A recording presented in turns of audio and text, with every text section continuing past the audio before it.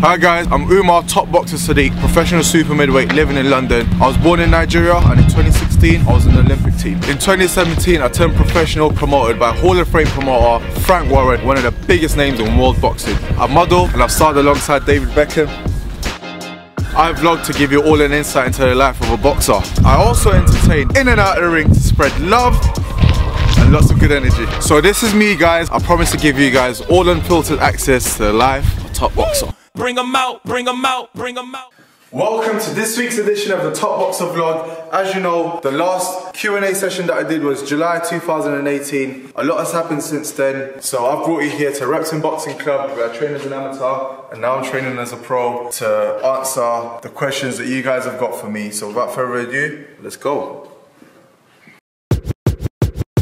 So there's a question from Adam_Barstars of a _Z_UK. How offended do you rest?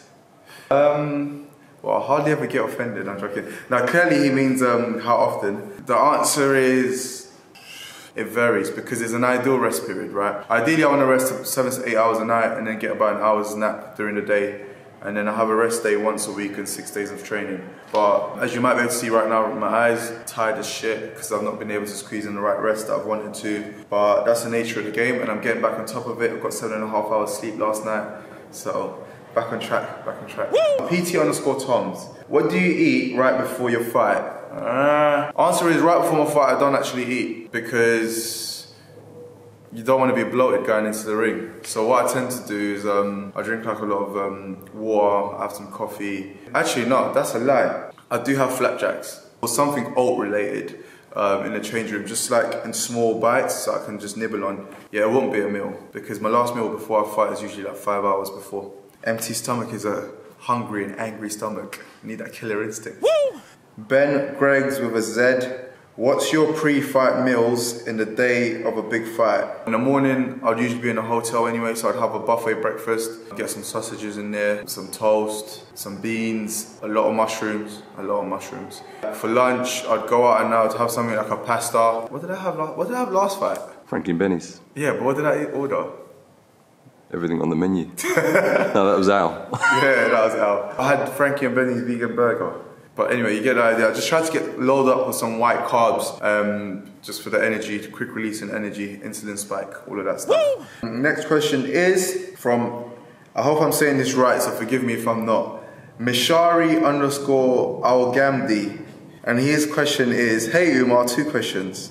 How do you think a style is developed? Is it based on natural inclination to certain moves or is it strictly learned? I think it's a bit of both because we're all made differently, we all have different body compositions, but at the same time you've got different coaches who have different styles and believe in different concepts and fundamentals that they will drill into you. And I think a mixture of an individual's own talent and personal preferences and movement combined with whichever different coach it is coaching them, it inevitably make their style. The reason why I think you would get so many different styles from the same setup where you have the same coach would be how much weight the individual puts on their own style versus, or their own natural tendencies versus what the coach is putting on them. And some coaches actually encourage individuality and, you know, freedom of self-expression. So to answer that, I would say a bit of both.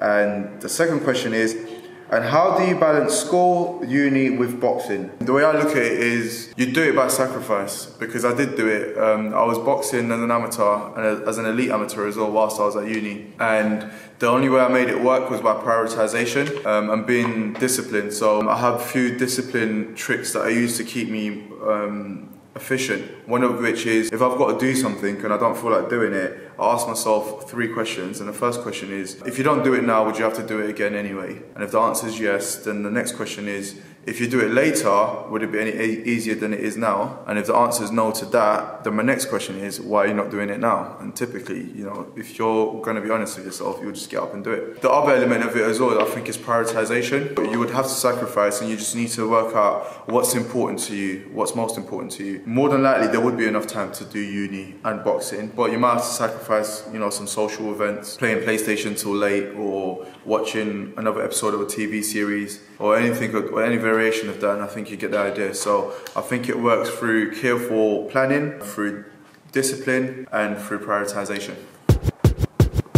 Next question, or questions, because I see numbers here. From Latin Love London, and it asks 2 different questions. Who's your favorite author? I don't have one, but I've read books from some great authors. So a book that got me into reading, because going to school and uni, I felt like I didn't like reading, and I genuinely thought I didn't like reading until I read a book called The Alchemist by Paulo Coelho. It's a personal development book, but based on fiction. And it was such an incredible book that I'd be at work looking forward to getting out of work so I can get back to reading the book. And I didn't realize at first until a couple of days later. And I was like, wait a minute.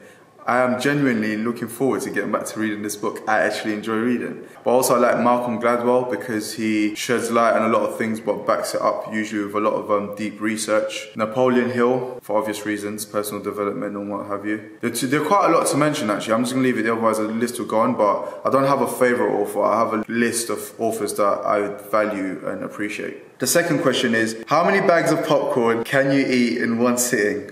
And the answer is, I have no idea, but I challenge anybody who thinks they can eat more popcorn than me, and we can organize it, we can do a sit down, we can eat the popcorn, and we can get it on my vlog. I'm more than willing to take on any comers. Next question is from Raps on TV. They ask, what did the Chelsea defeat do to reshape your mental and physical preparation moving forward? Very, very good question. So, it helps me wake up and grow up, basically. Now, leading up to the Chelsea fight, there were things that I did and things that I allowed to happen. There were enough things that happened, especially in the change room going on into the fight, that could have easily been avoided.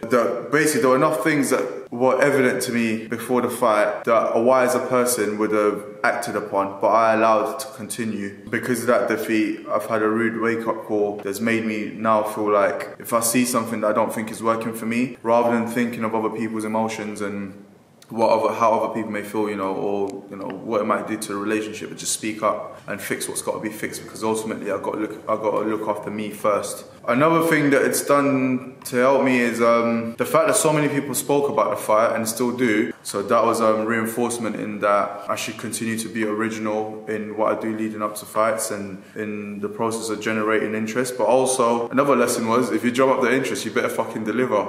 Because I got a lot of stick online for it, and I do want a rematch, and I would knock him out in a rematch. Yeah, I'm smiling, but I mean it. Woo! Next question comes from an Italian, Daniele_Leonette. So he asked, hello, how did you get to high levels in boxing? I didn't realize I was at high levels, but I guess it's all relative. Thank you for the compliment, Daniele. And I guess I got to where I am through consistent hard work, self-belief, and intent, basically. Yeah, I've just worked hard, I've stuck at what I've been doing, I've been consistent with it. I believe in myself, which helps me make decisions that sometimes come across crazy, but never to me, because again, I believe in myself. What or who inspires you? Lee, you inspire me. Lee, you inspire me. And there's an element of truth to that actually, because Lee is also a model and he's a track athlete, always in tremendous shape. Always working hard, always putting up posts of himself training. A lot of people motivate me. I'm one of these people who finds inspiration in most things, especially peers and friends of mine. Whenever someone around me does good, I take it as inspiration, because I feel like this is someone who I communicate with, this is someone who I call a friend, this is someone who I interact with or hang out with, and look what they're doing. And if they can do it, why can't I? So it reinforces the thought of, yes, it's possible, it can be done. And also because I can see exactly what they've done in preparation for it, and I can see the results of the hard work. But on a wider scale, on a global scale, a lot of people that inspire me are people who do things that change and revolutionize different facets of how we live, how we interact as human beings, how we move around, how we are more sustainable with the world, shedding light on spirituality, health. So we're talking people like Elon Musk, a guy called Sadhguru from India, who is a guru, says in the name, great spiritual teacher. Guys like Michael Hudson at Bitstocks, they're doing great stuff. Look out for what they've got coming up. I'm really excited for it. But even people like Camilla Thurlow, who was on Love Island a couple of years ago. And most people don't link Love Island to anything meaningful, but Camilla, before going into Love Island, was an aid worker who went to countries and places where there had been war, that she'll do things like bomb disposals, and she still does a lot of that stuff today. She had a documentary on ITV recently where she was shedding a lot of light on it, so things like that, you know. Yeah, I get such inspiration from all sorts of people. Basically, everyone who's out there committing themselves to achieving their dreams, making the dreams a reality rather than just dreaming about it. All of you inspire me. I love what you do, and I love watching you guys, so keep doing what you're doing. Next question from Nude Food Prep, and the question is, what's your favorite combo? Oh, my favorite combo is a basic 1-2, jab, cross, and if the person goes down, that's all she wrote. It's very basic. I drill it in every training session, and I think the basics will always carry you through, so it's my favorite combination. Very simple, might be disappointing, but you're welcome. I've got a question here from _. Taha with a double H, _. How did you manage to balance boxing with work? It's basically about prioritization, good discipline so that you're efficient in actually sticking to your plans, having to sacrifice some things because you can't do everything. So you just gotta work out what's important enough to you, do that, and the things that are lower down on the list of importance can just take a back seat until you're able to do them. And that's how I did it. I also took a lot of time off work on paid. That works too. Rosaline _Naf. She says, my champ. No, you're my champ. You're my champ. The camera's that way. You're my champ. Why haven't you given us a knockout in the second round, or are you preparing to do so in your next fight? Rosaline, I think you need to go and check my last fight, love, because I knocked out the last opponent in the second round, so go check that out. Next question is from Louis Young _. My favorite male model. This guy's actually brilliant. Like, he looks like a model. The first time I saw him, I was like, so we're going on a shoot together, right? And before I got there, I was lost. I was looking for the place, and I saw this other guy that looked a bit lost, and I was just like, he's a model. Like, instantly. Louis' question is, what other hobbies have you got, bro? Bro! One of my hobbies is looking up to you and looking up to how I can be able to control my body the way you do. But also, I'm a bit of a linguist. I say that, but I can say that now because self-taught in Spanish, not quite fluent, but very conversational. And I've started learning Portuguese recently. I love learning, I love looking into spirituality, I love watching documentaries about things in different parts of the world, especially documentaries that have anything to do with astrology or quantum physics, I love. And obviously I started Salsa recently, so man's dancing out here. Alright, so the next question is from r.daily99, and the question is, hey Umar, who's your favorite boxer and how do you mentally prepare yourself on fight week? Good question. I'm gonna go by our generation, or the generation just gone, and the reason for that is I'd have to pick between Floyd Mayweather and Andre Ward. Being pushed, I'd have to go for Floyd. And how I mentally prepare myself on fight week is that actually by fight week I'm already mentally prepared, so to speak. I'm just ready to go because I work really, really hard up until the start of fight week, and the fight week's about, you know, active recovery, tapering down, making sure my body's well rested and ready for action. And at that point, I'm just like looking forward to getting in the ring and put into practice all the things that I've been learning. I guess another thing I do is I try to switch off a little bit, so I try not to think too much about boxing. Because as much as I'm resting my body, I want to rest my mind too. And by the time I get into the changing room and start warming up, I just go into tunnel vision and game mode.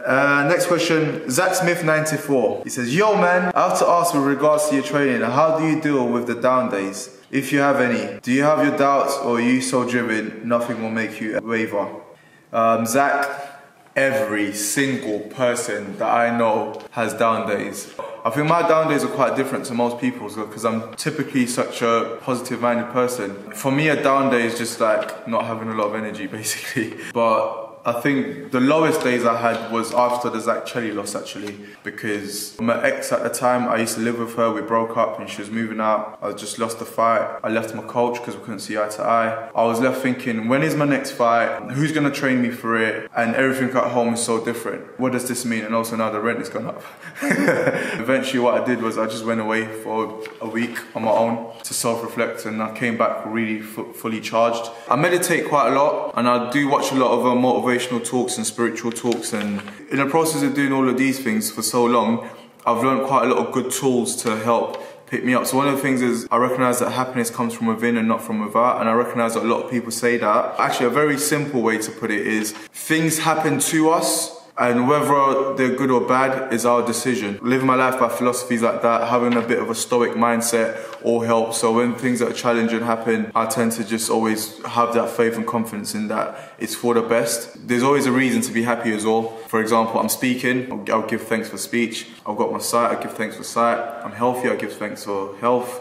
I'm signed to a good boxing promoter, I give thanks for that. I have the ability to box and live my life doing what I want to do, I give thanks for that. And I just find all sorts of reasons to give thanks. Like, I live in a society and in a country where there's relative safety, there's an infrastructure that functions, there's light in my house, like I can actually just flick a light switch and the light comes on. So many basic things we take for granted, but like, try living without any of these things and you'll quickly realize how meaningful they are. And I think once you remember these things, especially the health ones, it becomes very difficult to then feel bad or feel sorry for yourself. And obviously also give thanks for the people in your life who care for you.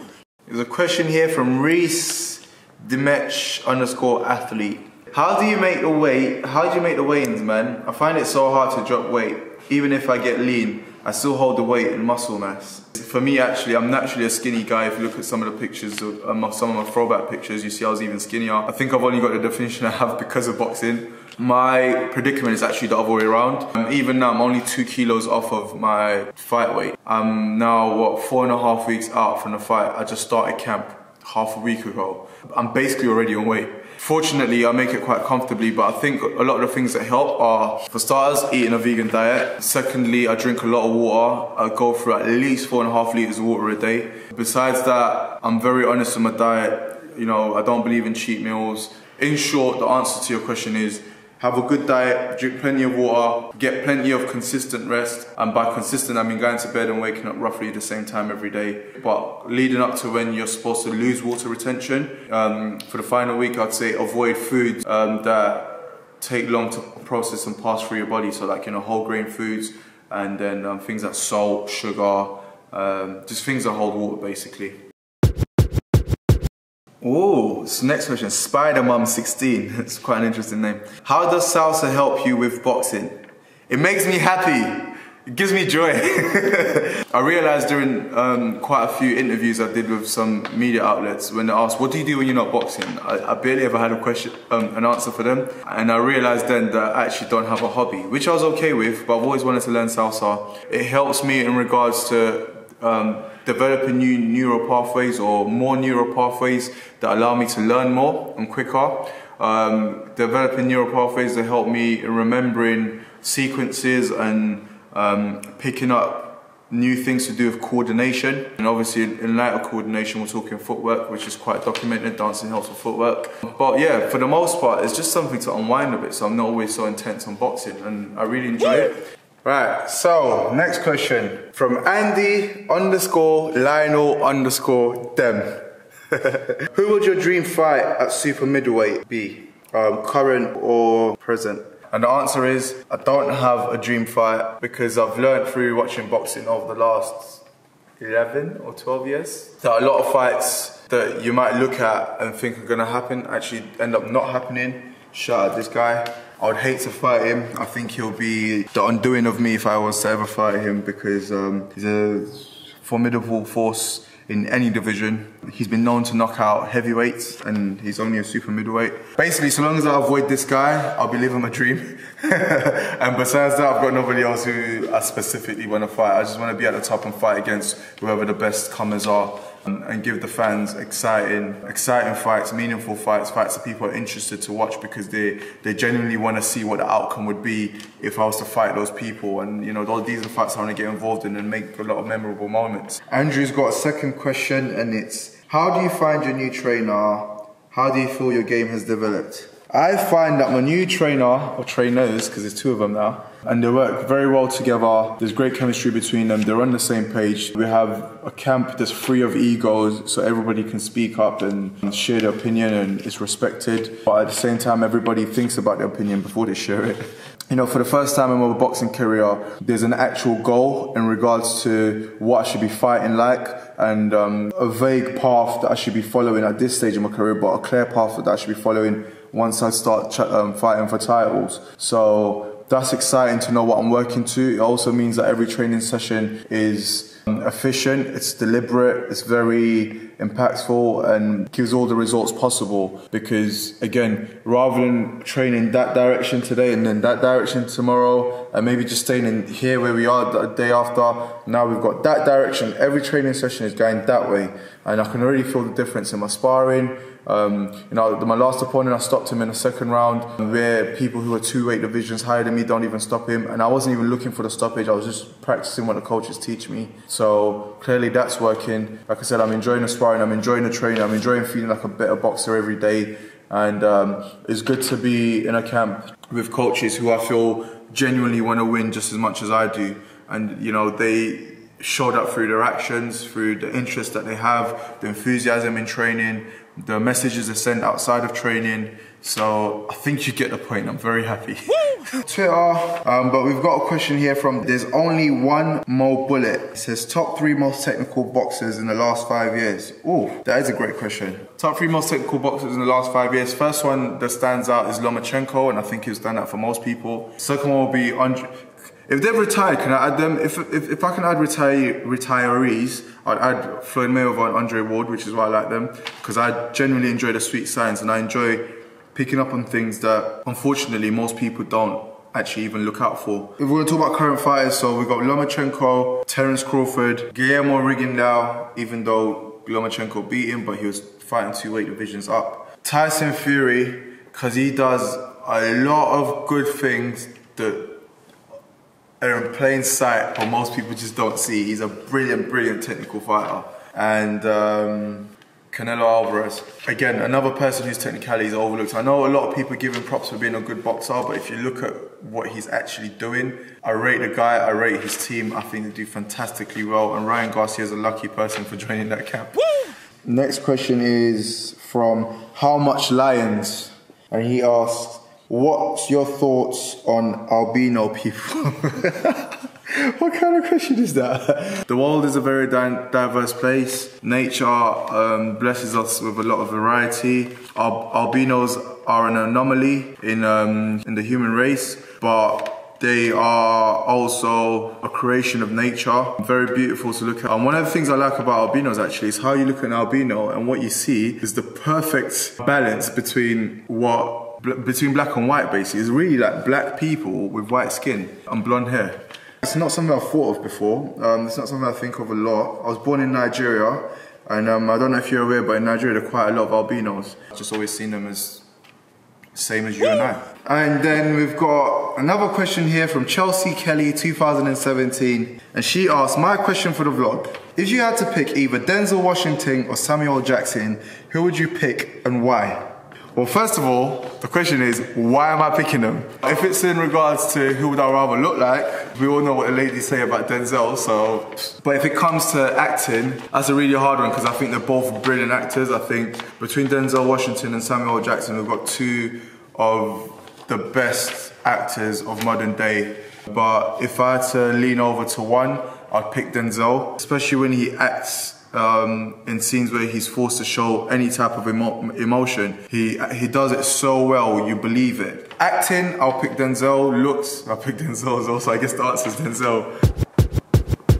Could you be vegetarian? Yeah, I guess I could be vegetarian, but why would I? Veganism's the way forward, man. I'm lean. You see the pictures, you see the set. Look at me. I'm on weight and I just started camp. I'm healthy, I have bundles of energy. They tell you need meat for protein, but somehow I'm 2.5 years vegan deep and I'm healthy as anyone can be. So, hey, nah, I wouldn't be vegetarian because vegan does it. Next question, what happens if you really need to go to the toilet halfway through a fight? I don't actually know if it's physically possible to have your adrenaline running and be experiencing a fight or flight experience whilst thinking about going to the toilet. I don't think they work together, but any medics who are watching this or anyone with enough information or education on biology that thinks otherwise, please shed some light. But I don't know if that's actually possible. So thank you for watching, guys. It's been great answering your questions. I love them. Keep them coming. And remember, you don't need a vlog or Q&A to ask me questions. I'm an open book, so just interact, engage in my social medias, and always ask me anything you want to know. Again, I hope you've enjoyed it. And now, I'm leaving, signing out. Click the like button. leave a comment. I always try to reply. You can also follow my social media platforms with the links down below for Facebook, Instagram and Twitter. Remember to share, subscribe so that you never miss another episode of the Top Boxer Vlog. Woo! Bring 'em out, bring 'em out, bring 'em out, bring 'em out. It's hard to yell when the barrel's in your mouth. Come on. Bring 'em out, bring 'em out. Hey. Bring 'em out, bring 'em out. Yeah. Bring 'em out, bring 'em out. Hey. Bring 'em out, bring 'em out. VIP coming live from the VIP. Heard the nightlife, lost life.